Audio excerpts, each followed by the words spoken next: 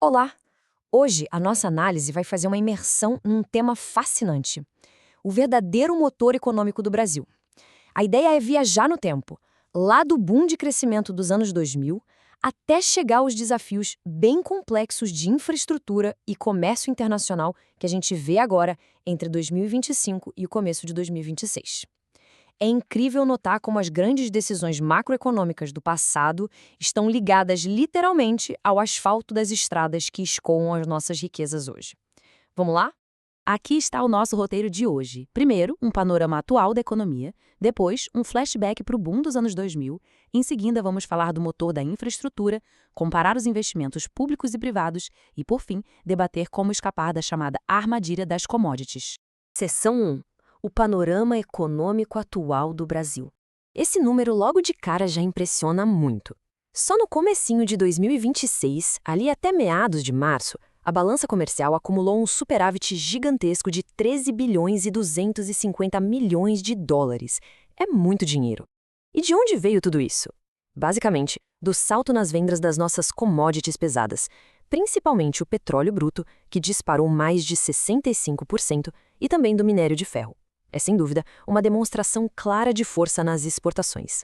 Mas aí a gente esbarra num aparente paradoxo. Mesmo com todo esse superávit, o produto interno bruto deu uma bela freada. Em 2024, a economia tinha crescido 3,4%. Só que, olhando os dados fechados de 2025, o crescimento caiu para 2,3%. E sabe o que é mais doido?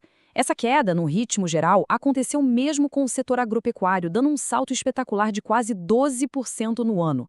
Então fica aquela pulga atrás da orelha. O que está puxando o resto da economia para baixo? A resposta está nos fortes ventos contrários da macroeconomia. Hoje, o ambiente monetário é super restritivo. A taxa básica de juros, a Selic, bateu na casa dos 15% ao ano. 15%! Com crédito tão caro assim, tanto o consumo das famílias quanto as decisões de investimento das empresas acabam sendo esmagados. O resultado prático? A taxa de investimento do país despencou para míseros 16,8% do PIB, um nível historicamente muito baixo. Na vida real, isso significa menos galpões sendo construídos, menos máquinas sendo compradas e, claro, um baita freio na expansão da infraestrutura. Seção 2. O boom dos anos 2000. Um flashback necessário. Para entender como chegamos até aqui, a gente precisa voltar para o finalzinho dos anos 90. Depois de sofrer bastante com crises causadas pelas vulnerabilidades do câmbio fixo, a introdução do tripé macroeconômico lá em 99 foi um verdadeiro divisor de águas. Ele se apoia em 3 pilares básicos: as metas de inflação, as metas de superávit primário e uma taxa de câmbio flutuante. A transição não foi nada fácil, teve muito ataque especulativo no meio do caminho, mas, no fim das contas, foi essa mudança que tirou um peso enorme das taxas de juros de longo prazo e conseguiu acalmar as expectativas do mercado. E a cronologia mostra muito bem como as coisas evoluíram. Aquela sementinha de estabilidade plantada em 99 fez com que, ali por 2003, as metas fiscais ganhassem muito mais força e gerassem confiança. Com o terreno mais firme, foi possível parar de focar só em apagar os incêndios da inflação e começar a investir pesado na infraestrutura. Isso culminou, em 2007, no lançamento do Programa de Aceleração do Crescimento, o famoso PAC. Deu tão certo que quando aquela baita crise financeira global estourou em 2008, a nossa economia estava forte o bastante para os bancos públicos liberarem crédito a rodo, amortecendo o impacto internacional. Seção 3. O motor da infraestrutura. Agora, mudando o foco da macroeconomia para o asfalto, o que chama muita atenção é a sincronia quase perfeita dos dados nas últimas 3 décadas. Quando a gente compara a evolução do PIB nacional com a do setor de transportes, de 96 até 2025, as duas linhas andam super coladas. Os altos e baixos, os picos e os vales são praticamente idênticos. Só que tem um detalhe importante: o setor de transportes costuma ter oscilações bem mais extremas do que a média da economia. E aí vem uma pergunta muito natural. Por que será que as variações do setor de transporte ultrapassam as oscilações do PIB de um jeito tão brusco? Existe uma relação matemática e até comportamental entre a movimentação física de cargas e toda a produção do país. O grande segredo aqui se chama elasticidade. Os estudos mostram que a elasticidade cíclica de curto prazo do setor é de 1,61. Dá para pensar no setor de transportes como aquele amigo meio exagerado, sabe? Quando a economia dá uma corridinha, ele sai em disparada. Mas quando a economia tropeça, ele leva o maior tombo. Trocando em miúdos, se a economia acelera, o setor de transportes cresce quase 1,6 vezes mais rápido. Em compensação, num cenário restritivo como o que a gente acabou de ver, ele encolhe de forma muito mais agressiva. É altamente sensível. Seção 4. Investimento público versus privado. 0,13%. É isso mesmo. Esse número soa como um alarme de emergência tocando bem alto. Em 2025, o investimento do governo federal em infraestrutura de transportes caiu para essa fatia minúscula do PIB. Para dar uma dimensão real do problema, se a gente olhar para os 50 países que compõem a OCDE, esse é disparado o menor índice de todos. Com o Estado enfrentando amarras fiscais severas e um orçamento engessado, o dinheiro público para rodovias e logística simplesmente secou. E como é que a gente tapa esse buraco? Os números nos dão o caminho da eficiência. Pensa no seguinte: para cada R$ 1 de aporte inicial na infraestrutura rodoviária, o capital privado gera um retorno imediato de R$ 2,58.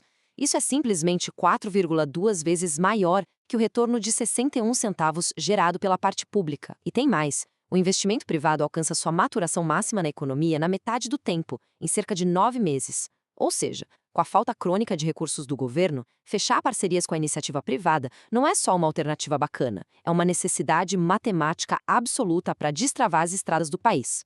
Seção 5. A fuga da armadilha das commodities. Bom, tudo isso nos leva a um dilema estrutural muito claro quando olhamos para as nossas fronteiras comerciais. De um lado, estamos exportando horrores, é verdade. Mas o que estamos vendendo? Basicamente produtos primários e brutos, não refinados, tipo o petróleo e o minério. Do outro lado, o que a gente importa? Coisas de altíssimo valor agregado, combustíveis que já vêm refinados, equipamentos, medicamentos com alta de quase 40%. Até a importação de veículos disparou absurdos 96%. Vender matéria-prima barata para comprar tecnologia cara é a definição clássica de uma economia dependente. É a chamada armadilha das commodities. E o peso do agronegócio deixa isso super evidente. Só a soja, sozinha, representa quase 18% de tudo que vendemos lá para fora. Veja bem, a agricultura e a mineração são setores fantásticos, super produtivos, e são eles que garantem aquele nosso superávit recorde lá do começo. A questão não é essa.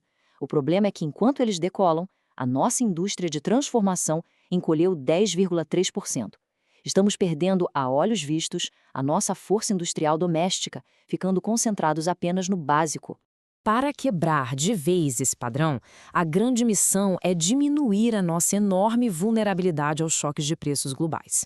É absolutamente vital agregar valor ao que produzimos aqui dentro, estimular de verdade a tecnologia local e garantir um crescimento econômico que seja sustentável no longo prazo, um crescimento blindado contra as variações de humor do mercado internacional. E é justamente com essa reflexão que a nossa análise chega ao fim. A história já provou que a gente consegue arrumar a casa na parte macroeconômica. Mas hoje, convivendo com uma taxa de juros sufocante de 15% e uma infraestrutura pedindo socorro, a pergunta de $1 milhão é: será que haverá tempo e inteligência para alinhar a logística e o capital privado e assim diversificar a economia antes que a próxima virada no mercado global de commodities aconteça? É uma dúvida que vai definir os próximos capítulos do nosso desenvolvimento. Muito obrigado por acompanhar mais esta imersão e até a próxima.